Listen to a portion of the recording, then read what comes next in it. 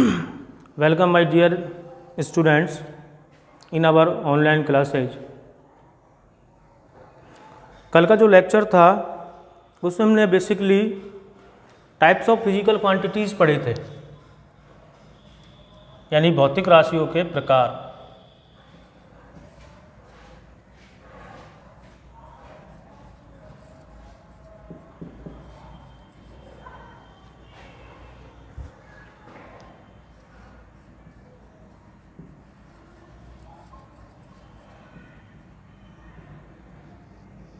ठीक,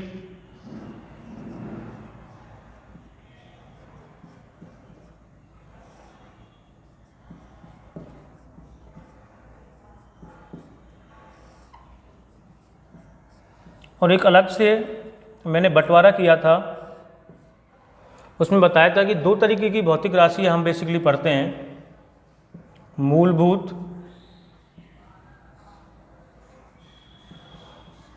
भौतिक राशियाँ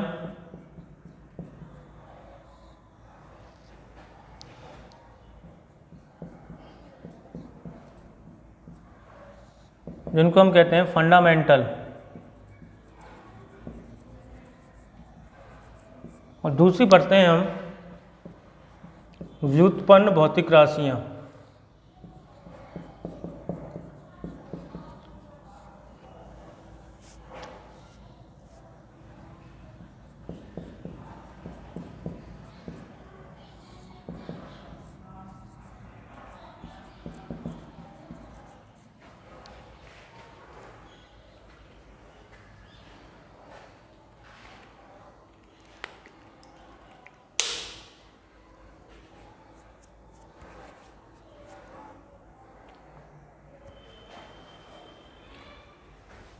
मूलभूत भौतिक राशियों के विषय में मैंने आपको बताया था, ये राशियाँ एक्चुअली स्वतंत्र होती हैं, किसी पे डिपेंड नहीं करती, इनका अपना खुद का अस्तित्व होता है। लेकिन इन राशियों को बनाया जाता है किन की मदद से? मूलभूत भौतिक राशियों की मदद से। उनको आपस में गुणा करके या भाग दे करके, जैसे चाल को बनाना है तो दूरी में समय का भाग देना पड़ेगा, यानी स्पीड अगर आपको बनानी है तो डिस्टेंस में आपको टाइम से डिवाइड करना पड़ेगा। बैठा दिमाग में? या कोई और भौतिक राशि बनानी है, जैसे आपको मान लीजिए मैं इसका एक एग्जांपल लूँ, संवेग, मोमेंटम। तो फिजिक्स में अभी शायद आपको नहीं आता होगा, लेकिन अभी आप केवल फॉर्मूला सुन लें। संवेग यानी P इक्वल टू होता है mv, यानी द्रव्यमान गुणा वेग। ठीक है, द्रव्यमान इंटू में वेग, P इक्वल टू mv। तो ये दो भौतिक राशि द्रव्यमान और वेग के मल्टीप्लिकेशन से बनी है। अब वेग अगेन कुछ और भौतिक राशियों के गुणा से बनेगी। तो वे भौतिक राशियाँ जो किसी पे डिपेंड नहीं करती, वो आपकी हो गई कौन सी भौतिक राशि? वो हो गई आपकी मूल भौतिक राशि। और जो डिपेंड करती है वो कौन सी हो गई? आपकी व्युत्पन्न भौतिक राशि। कौन सी हो गई? व्युत्पन्न भौतिक राशि। आई समझ में? जो मूलभूत भौतिक राशियों से मिलकर के बनी होती है। कल मैंने आपका एग्जाम्पल भी दिया था। कुछ ऐसी प्रॉपर्टी होती हैं जब लड़की देखने जाते हो आप, कि जो इनबुल्ट होती हैं, जिनको कोई बनाता नहीं है, और कुछ ऐसी होती हैं जिनको बनाया जाता है। उसके पास मोबाइल नहीं है तो आप इससे ये थोड़ी पूछोगे मोबाइल है या नहीं, वो तो व्युत्पन्न हुई बनाई जा सकती है। आई समझ में? तो देखें, मैं इनकी डेफिनेशन आज लिख देता हूँ आपको। मूलभूत भौतिक राशियाँ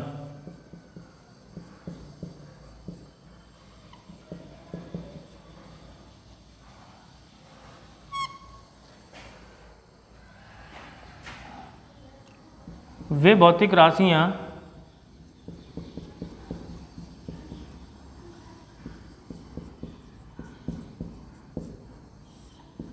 जो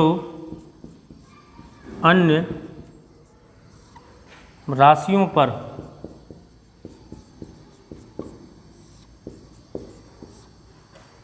निर्भर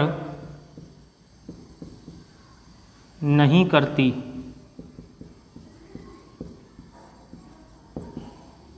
तथा उन्हें परिभाषित करने के लिए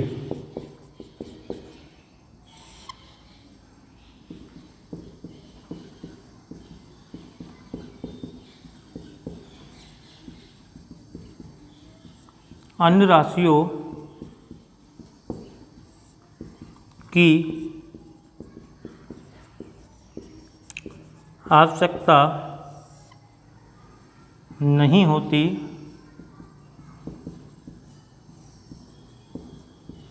मूलभूत भौतिक राशियाँ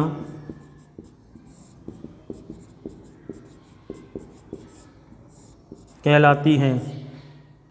एग्जाम्पल के तौर पर लंबाई,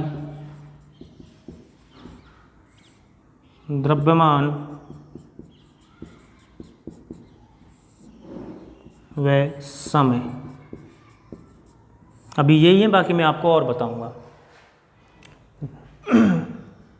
इंग्लिश मीडियम वाले बच्चे लिखना चाहे तो लिख सकते हैं।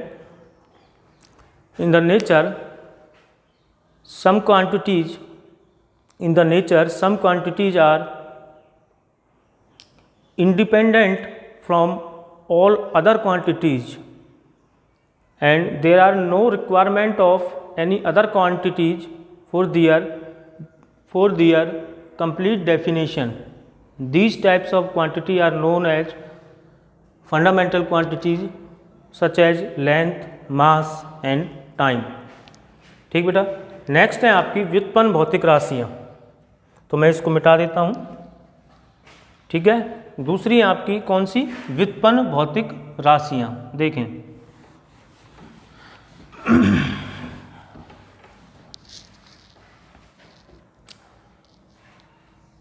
नंबर 2, व्युत्पन्न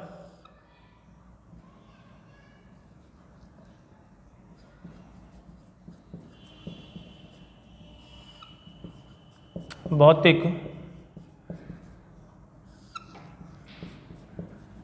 राशियाँ।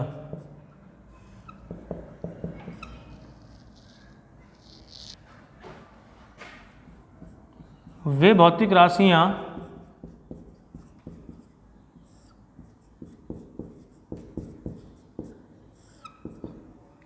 जो कि मूलभूत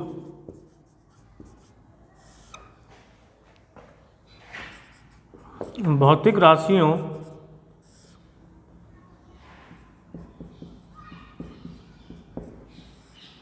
के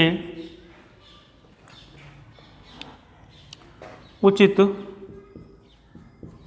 गुणनफल अथवा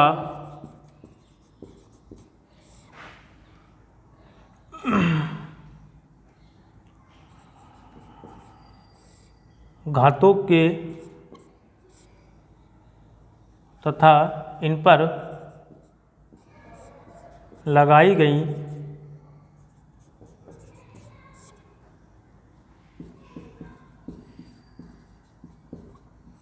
घातों के भागफल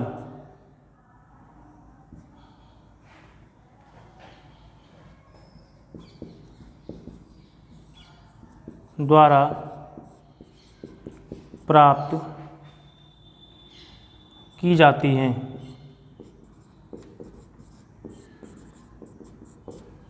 इसका क्या सेंटेंस का मतलब है? जैसे बेटा मुझको आयतन बनाना है,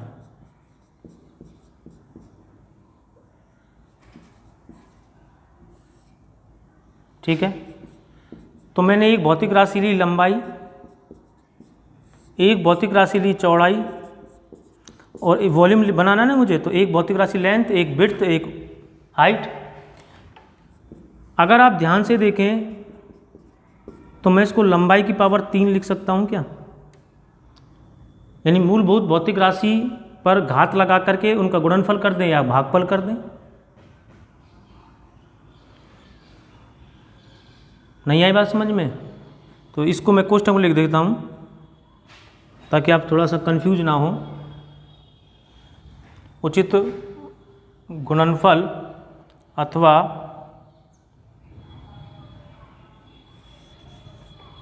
एक सेकेंड।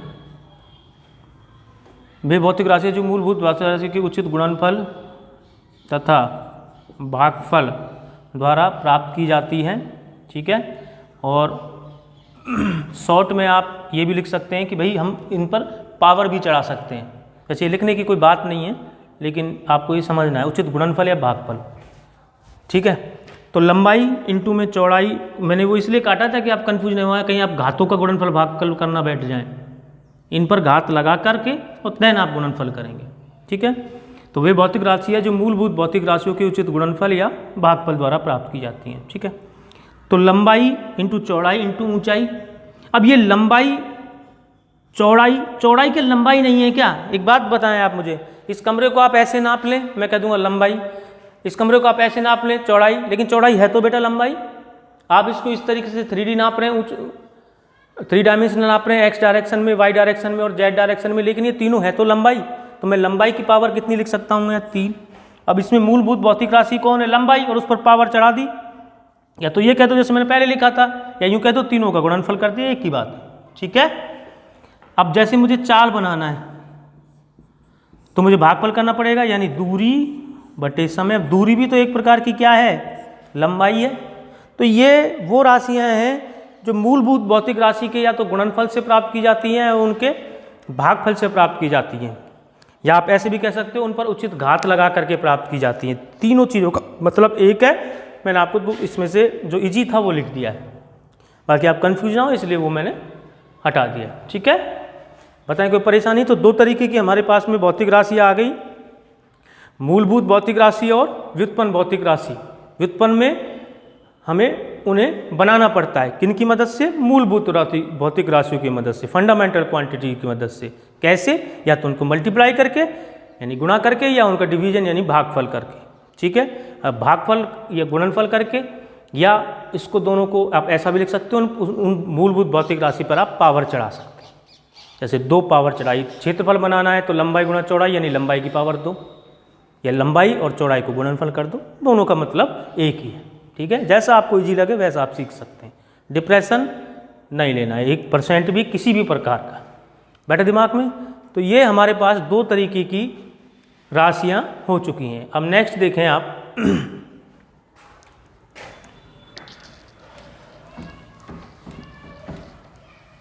ध्यान से,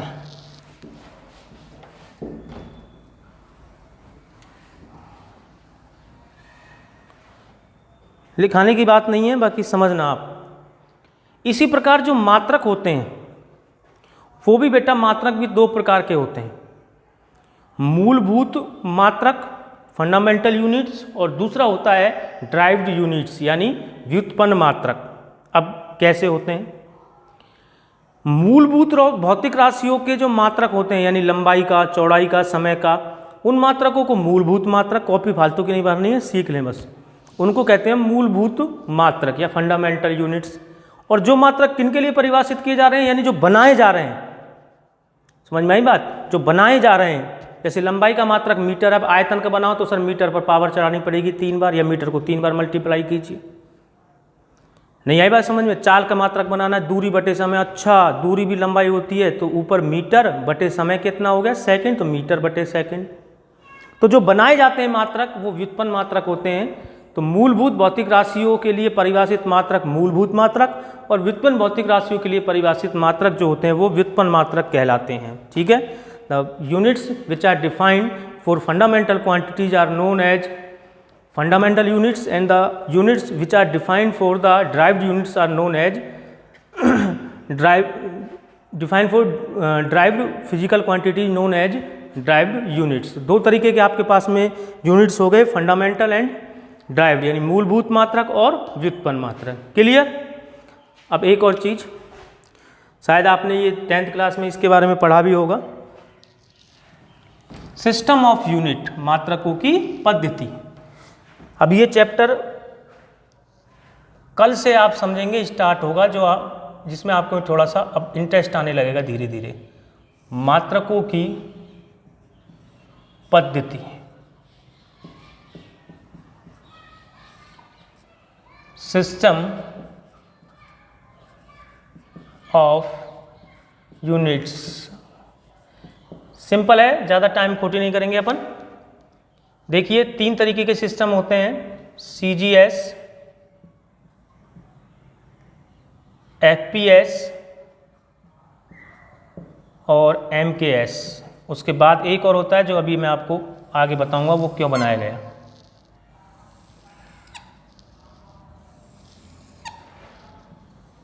जब आप लेंथ को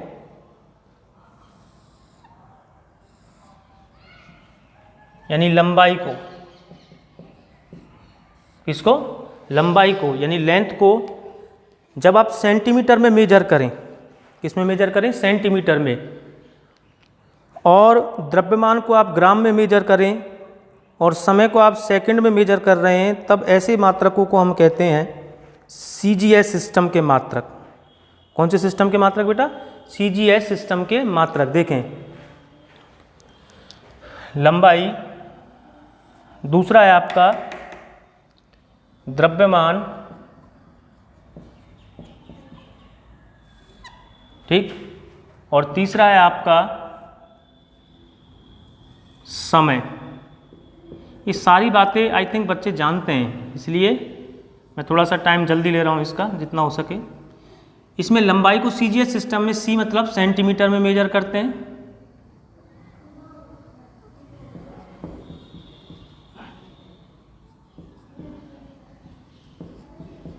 सेमी में मेजर करते हैं, द्रव्यमान को बेटा ग्राम में मेजर करते हैं और समय को सेकंड में मेजर करते हैं, ठीक है।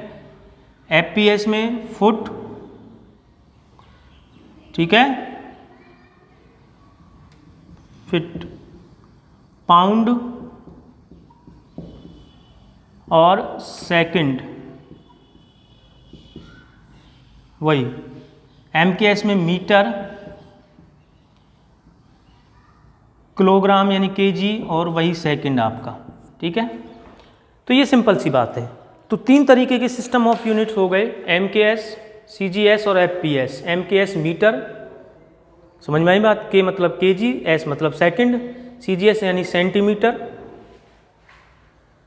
ग्राम सेकंड, और FPS यानी फुट, पाउंड और सेकंड, ठीक।